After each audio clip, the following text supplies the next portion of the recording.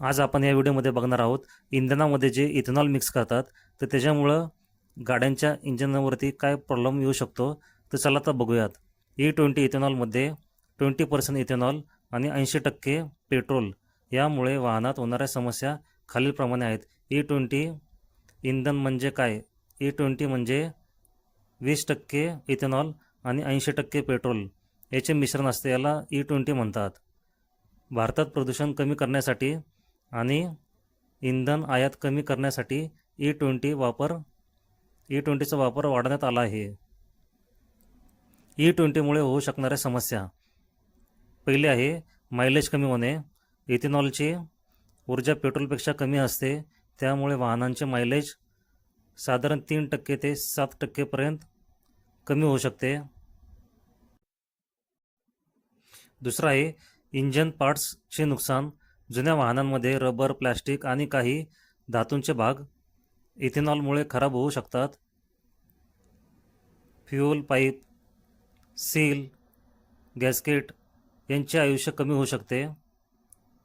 तिसरा आहे पाण्याचे शोषण. इथेनॉल हवेतून ओलावा म्हणजेच पाणी शोषून घेतो, त्यामुळे फ्यूल टाकीत गंज म्हणजेच रस्ट निर्माण होण्याची शक्यता वाढते. चौथा आहे कोल्ड स्टार्ट समस्या. थंड हवामानात वाहन सुरू होण्यासाठी अधिक वेळ लागू शकतो. पाचवा आहे इंजिन परफॉर्मन्सवरती फरक.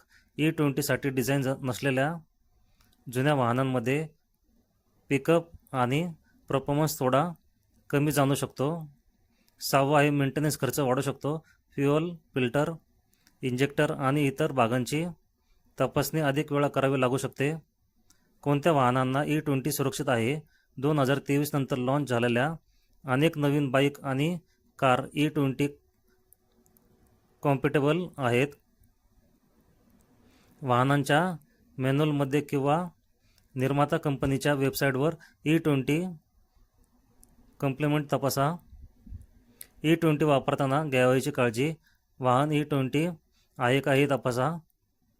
नियमित सर्व्हिसिंग करा. दीर्घकाळ वाहन न वापरल्यास टाकी पूर्ण भरून ठेवा. अधिकृत पेट्रोल पंपावरूनच इंधन भरा. याचे फायदे: प्रदूषण कमी होते.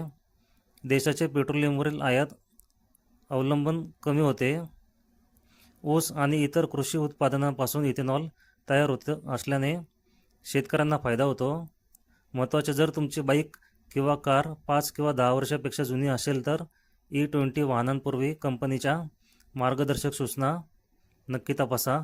डिस्क्लेमर: हा व्हिडिओ तुमच्या एज्युकेशनल पर्पजसाठी बनवला गेला आहे. तुम्ही जर या चॅनलवर पहिल्यांदा आला असाल तर चॅनलला लाईक, शेअर, सबस्क्राईब जरूर करा.